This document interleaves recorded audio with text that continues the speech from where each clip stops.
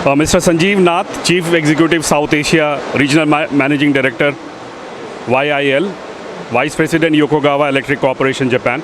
Good afternoon, sir. Good afternoon. Nice to meet up with you. Sir, would you talk about the different type of solutions that you are providing in terms of sustainability, energy transition, decarbonization? I think Yokogawa, as you know very clearly, is an organization which is committed to sustainability and society. So if you really look at it, most of our innovative solutions are involved with decarbonization, sustainability, recycling of elements which actually result in better efficiency and throughput for most of the corporate organizations that we work for. We are also based in a huge amount of activities which deal with actually energy improvements. And so it actually helps us to work with companies who actually love to co-innovate. And that's our brand slogan, which talks about co-innovating with customers to create the future for tomorrow. So if you look at our solutions, it's diversified. It's diversified into decarbonization aspects, renewable aspects like wind, bioethanol, solar, and we actually provide automation technologies which help these companies to actually improve the throughput and reduce the carbon effect on the atmosphere, and thereby helping the climatic goals of our country. I was seeing one of your solutions talk about complete automation through autonomous control AI. And you have been very active on the automation space for oil and gas, petrochemical and energy. So do you see one day where no person would be required for running a smart factory? I think that's an interesting question actually, because let's accept it that we are in the beginning curve or the learning curve. So we have a facility in Japan which has now actually worked for more than 365 days on artificial intelligence and fully autonomous operations. This plant actually had manual interventions every 3 to 4 hours, which actually created loss of efficiency and also created a safety hazard. If you ask me, semi-autonomous or autonomous operations will be the future, but how we progress it and where we want to implement it is again a human competency element. So even if you talk about plants not having human beings, but still human beings make a decision of which plants not to have it, or which section of the plant not to have it. Obviously, where it comes with safety concerns, where it is hazardous operations, obviously these are aspects that we look for autonomous operations, because we would not like to jeopardize the lives of people. And I think that's the sole aim when we start on with respect to autonomous operations. So when do we see that happening in India, sir?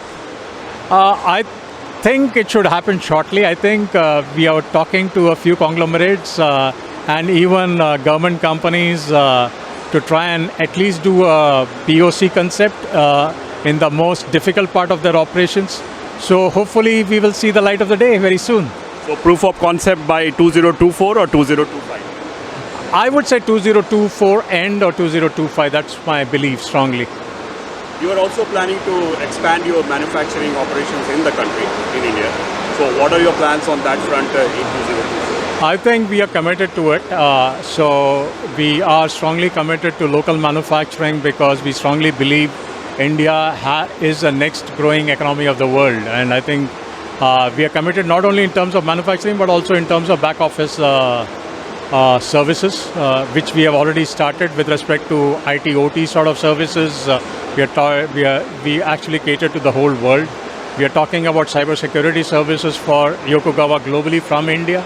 So these are big steps, and the latest implementation of global IT enhancements is happening out of India. So I think India offers the competitive edge for Yokogawa globally, and I think it makes a big difference for us. So presently, what's the number of employees you have in the back office operations, and do you see it increasing over a period of time? So as we talk now, 500 people in the back office operations, and we hope to exponentially increase it very soon.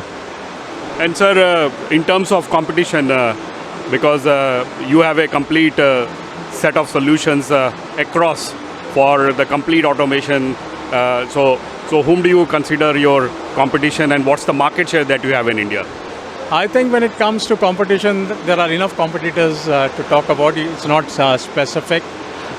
Regarding the market share, again, it depends on the industry. It varies from industry to industry. Again, it depends on product to product. So if you look at it, we always remain in the top 3 amongst the automation companies, and it's a few points here or there between the top 3 of us. One last question, sir, with respect to sustainability and decarbonization.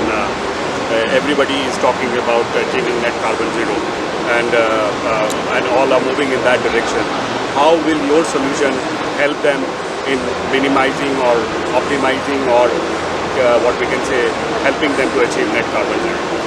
I think if you really look at it, not one single vendor is going to give you all the solutions. So it depends on the engineering skill set of a company to actually implement what I call a system of system integration. And that is what Yokogawa is committed to.